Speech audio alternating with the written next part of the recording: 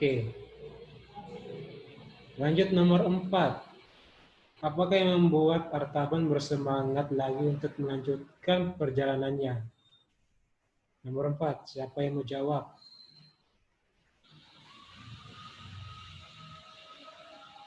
Ayo.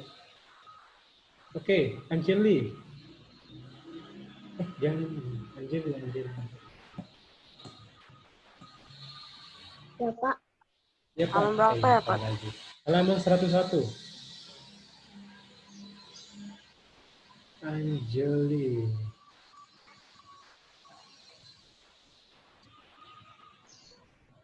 Yang rangkuman atau mari melakukan aksi, Pak? Kamu pakai buku cetak yang lama atau yang baru? Yang lama, Pak. Oh, yang lama. Sorry. Halaman 90. Yang ada 6 pertanyaan itu, ada nomor 4. Pertanyaan nomor 4. Yang mana, Pak? Halaman 90, pertanyaan nomor 4. Pertanyaan nomor 4 sama aja. Oke. Nomor 4. Apakah yang membuat Abraham bersemangat lagi untuk melanjutkan perjalanannya?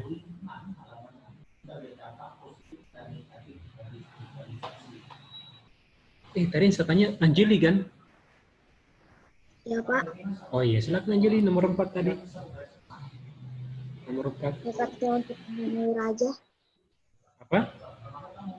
Dekatnya untuk menemui raja. Iya, benar, menemui raja. Untuk apa ia bertemu dengan raja?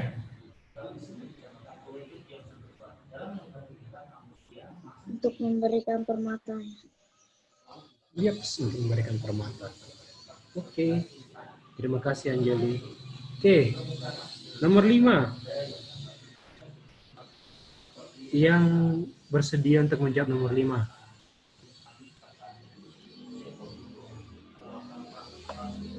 Ya, Siapa? Charles. Silakan, Starlis. Oke, Apakah Starlis. doa Artaban dikabulkan oleh Tuhan? Ya, karena dapat memberikan permata itu kepada Tuhan. Oke. Apakah doa Artaban dikabulkan oleh Tuhan? Iya. Terus, di paragraf mana dia menyebutkan seperti itu? Jadi di paragraf terakhir, Artaban, kamu telah memberikan ketiga permata yang sangat berharga kepadaku ketika engkau memberikannya kepada orang-orang yang membutuhkannya. Oke, betul banget. Oke, Starlis, terima kasih. Oke, pertanyaan terakhir, berlaku secara umum. Apa yang dapat kita pelajari dari kisah Artaban di atas? Kan tadi Bapak sudah menyampaikan ya, itu tadi menurut saya tentang bahwa harta dan benda itu tidak bisa selalu untuk membuat itu manusia menjadi baik. Kemudian itu contohnya tadi bahwa iman dan perbuatan itulah yang bisa menjadikan itu manusia lebih baik. Nah, itu contoh dari yang dapat kita pelajari dari kisah tadi. Nah, sekarang anak-anak sekalian, apa yang bisa kalian dapatkan dari kisah tersebut? Pelajaran kehidupan yang bisa kalian dapatkan dari kisah tadi? Apa? Artaban mau membantu orang yang kesulitan. Iya, masuk juga, boleh. Oke, apa lagi? Kita harus membantu semua orang. Yaps, benar banget. Apa lagi?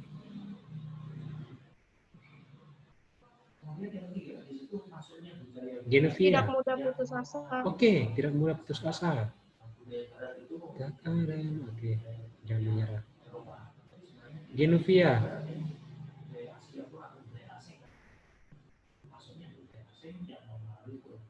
Genovia.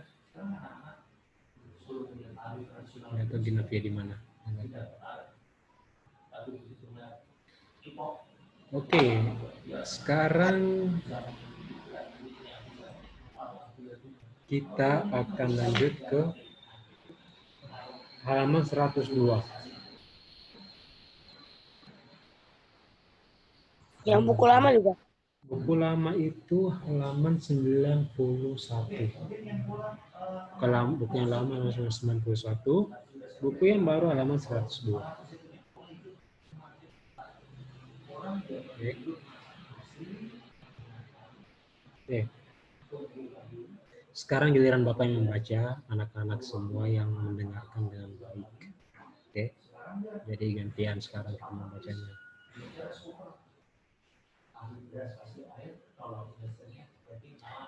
Bagian B, mengharapkan seorang penyelamat. Penyelamat yang dinanti-nantikan. Bandingkan Yesaya 11 ayat 1 sampai 10. Pada zaman dahulu, sekitar tahun 538 sebelum Yesus lahir, umat Yahudi yang telah dibuang ke Babilonia kembali menetap di negeri sendiri, tanah Palestina. Namun, negeri itu masih dikuasai oleh orang-orang asing. Mereka selalu diawasi oleh orang-orang tersebut. Kadangkala, umat Israel ditangkap dan disandra serta dipukul karena berani melawan. Umat Israel sangat menderita. Mereka mengharapkan seorang penyelamat yang dapat membebaskan mereka dari penderitaan lahir dan batin.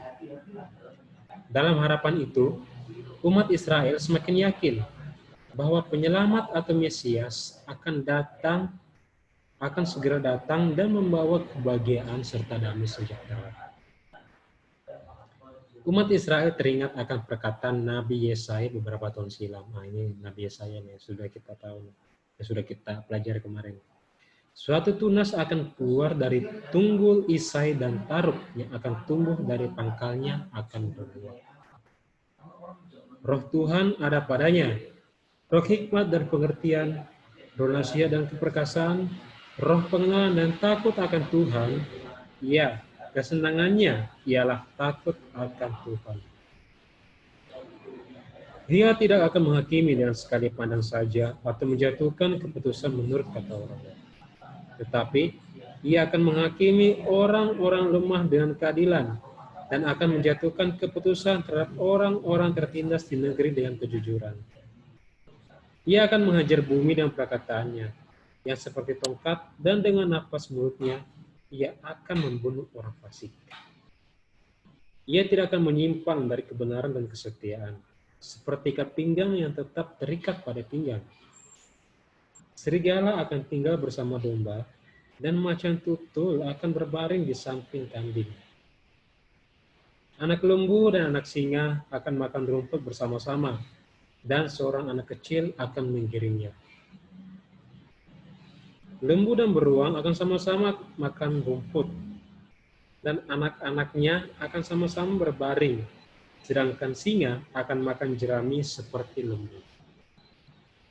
Anak-anak yang menyusu akan bermain-main dekat liang ular tedung, dan anak yang cerai susu akan mengulurkan tangannya ke sarang ular beludak. Tidak ada yang akan berbuat jahat atau berlaku busuk di seluruh gunungku yang kudus, sebab seluruh bumi penuh dengan pengenalan akan Tuhan, seperti air yang menutupi dasarnya. Maka pada waktu itu, Taruk dari pangkal Isai akan berdiri sebagai panji-panji bagi bangsa-bangsa. Dia akan dicari oleh suku-suku bangsa, dan tempat kediamannya akan menjadi mulia. Itu dia. Itu dia yang akan menjadi sebuah renungan singkat kita pada pagi hari ini, bahwa penyelamat yang dinantikan oleh manusia itu, yakni Yesus Kristus, tentunya akan membawa kabar yang sukacita, akan memberikan kita itu kedamaian dan juga kesejahteraan dalam kehidupan kita. Jika kita masih memiliki harapan, tentunya harapan itu akan menjadi kenyataan. Akan menjadi kenyataan ketika Sang Mesias akan menyelamatkan kita dan akan menebus dari segala dosa dan kesalahan kita yang kita perbuat di dunia ini. Tentunya itu menjadi sebuah acuan dalam kehidupan kita, dan tentunya anak-anak sekalian bisa sadar diri, bisa memberikan juga dampak yang baik terhadap orang lain, menolong, membantu orang tua, baik itu Cece, Koko, Cici. Terlebih khusus, contoh konkretnya ya, misalkan seorang anak yang ingin mengganti sebuah bola lampu yang ada di kamarnya sendiri. Tentunya, jika kita melakukannya itu sendiri, mungkin saja kita belum bisa untuk mengganti lampu sendiri. Akan tetapi, jika kita tidak mengganti sebuah lampu dalam kamar kita, tentunya kita terganggu dengan situasi dalam kegelapan, tidak bisa belajar, susah tidur, dan segala macam, itu pasti akan dialami. Kemudian kita memiliki harapan bahwa, oh iya ya, saya memiliki seorang ayah atau kakak yang bisa membantu saya untuk menggantikan sebuah lampu. Nah, dan itu tentunya akan bisa dikatakan menjadi sebuah acuan dalam kehidupan kita bahwa keselamatan bisa kita lihat melalui orang-orang di sekitar kita tanpa terkecuali. Ibu, ayah, kakak, cece, cici, om dan tante, ataupun dimanapun kita berada nantinya, akan bisa memberikan sebuah gambaran bahwa keselamatan itu bisa kita rasakan dalam kehidupan sehari-hari melalui orang-orang di sekitar kita. Itu yang menjadi sebuah tujuan bagaimana kita bisa mampu menjadikan kita sebagai orang yang diselamatkan dan juga sebagai orang yang menyelamatkan.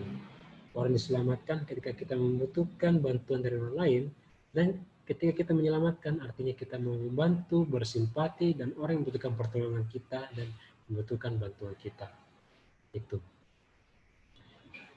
Sampai di sini ada yang mau bertanya, ada yang memberi saran atau tanggapan?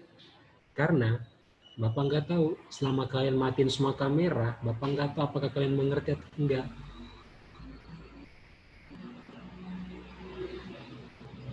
Oke, mulai dari Kalista. Ada pertanyaan? Nggak ada, Pak. Oke, Vanessa. Nggak ada. Arlis. Jelas, udah jelas, Pak. Oke, Danovan, Jen, Anjali, Jason, Genovia, Jocelyn, Kashin, Anthony, Evan, William, Febiola, Gaston, Dore, Stephen, dan 19 anak yang masuk ke Zoom dari 30. Oke, nggak apa-apa. Oke, kita lanjut ke bagian C-nya itu tentang merindukan Mesias. Merindukan Mesias. Suruh sih ibu kalian yang beli. Habis ini saya langsung pulang. Jadi di Instagram, Bapak udah share nggak sih di grup anak-anak? Yang brosur udah ya? Ya. Nanti saya ubah, nanti saya ini lagi kirim.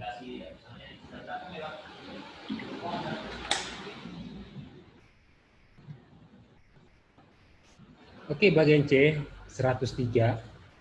Buku yang lama. Halaman 92 tentang merindukan Mesias. Oke. Saya minta kamu baca dulu nih, siapa ini namanya nih. Tia ini siapa sih Tia ini? Philip. Oh, Philip, Ted. Oh.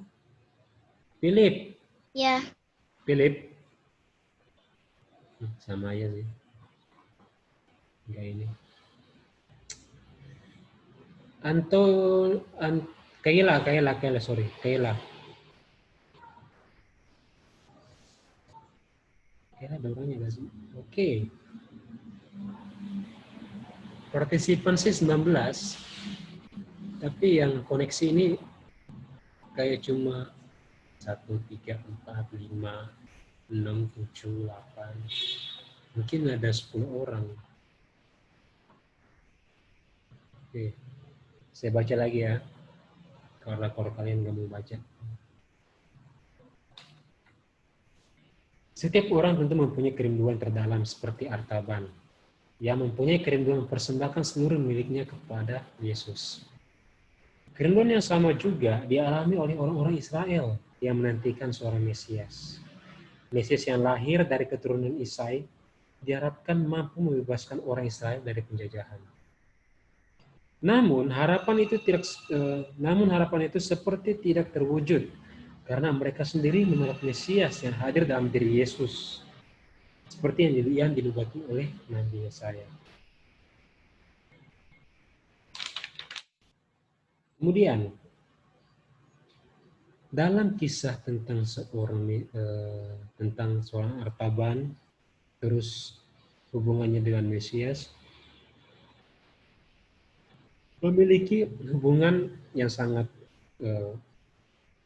hampir mirip lah kisahnya, di mana sesuatu yang diharapkan dari orang lain itu bisa membawa dampak yang baik bagi orang lain juga. Ketika kita bisa memberikan kebahagiaan kepada orang lain, itu sama halnya dengan kita bisa menyelamatkan orang lain. Ketika kita bisa membahagiakan orang tua kita suatu saat nantinya, tentunya ya kita sudah menyelamatkan orang tua kita. Ketika kita sudah bisa menyelamatkan guru-guru kita, ya artinya seperti kalian bisa memberikan nilai yang sangat memuaskan dalam diri kalian masing-masing. Yaitu merupakan bagaimana ya sebuah keselamatan itu bisa dijadikan sebagai suatu keberhasilan dalam kehidupan kalian. Baik itu di rumah atau di lingkungan dimanapun kalian berada. Ya, jadi anak sekalian, saya mengucapkan banyak terima kasih atas partisipasi kalian. Ya, semoga apa yang saya katakan tadi setidaknya bisa menjadi sebuah pengalaman refleksi bagi kalian dalam menjalani segala kehidupan kalian dan rutinitas kalian masing-masing. Zoom ini Bapak sudah rekam, jadi nanti Bapak akan kirim ke masing-masing grup supaya kalian bisa ingat kembali apa yang sudah saya katakan mengenai pesan-pesan, terus kemudian kesimpulan dari setiap bacaan yang telah kalian baca, yang kita baca sama-sama, nanti akan Bapak kirim. Kemudian, Bapak akan menyampaikan sedikit informasi mengenai perihal yang akan kita rayakan bersama-sama untuk on launching SAK Sekolah Hati Kudus, dan juga dalam rangka menyambut 40 tahun perayaan Sekolah Hati Kudus. Jadi tanggal 3 itu, anak-anak sudah disampaikan nggak sama Ibu Yayu? Sudah ya? Oke. Kalau gitu skip. Terus, mengenai perlombaan. Untuk laki-laki yang gemar, bukan gemar sih, yang biasanya main game, Mobile Legend. Mobile Legend. Nanti tanggal 9 Oktober itu ada lomba. Minggu depan. Iya, minggu depan itu ada lomba Mobile Legend. Jadi nanti setiap kelas itu akan saling face to face versus 5 lawan 5 dengan kelas yang lain. Nah, jadi kelas 6A, jika ada yang main Mobile Legends, satu kelas itu dipersiapkan 5 orang. Oke, dipersiapkan 5 orang, dan hadiah itu nanti ya bisa dibilang ya lumayan lah. Bisa dibilang lumayan. Bukan hanya untuk mau beli pulsa untuk paket, tapi ya bisa untuk beli hal-hal yang lain. Itu. Jadi di sisa waktu yang tersisa ini, kalian 10 menit lagi ya, kalian persiapkan untuk pelajaran berikutnya. Terus ini nggak ada tugas, karena proses PTS jadi belum ada tugas. Kemudian, jangan lupa selalu jaga kesehatan, tetap cuci tangan, jaga jarak, dan tetap selalu menggunakan masker saat keluar rumah. Itu yang paling penting. Oke? Harap kalian semua sehat-sehat, sampai bertemu di minggu depan, dan juga selamat menjalankan aktivitas kalian masing-masing. Silakan menjadi seorang penyelamat bagi orang lain, dimanapun kalian berada. Amin. Oke, goodbye. Bye. Oke, terima kasih ya kalian, luar biasa. Terima kasih, Pak. Oke, sama-sama.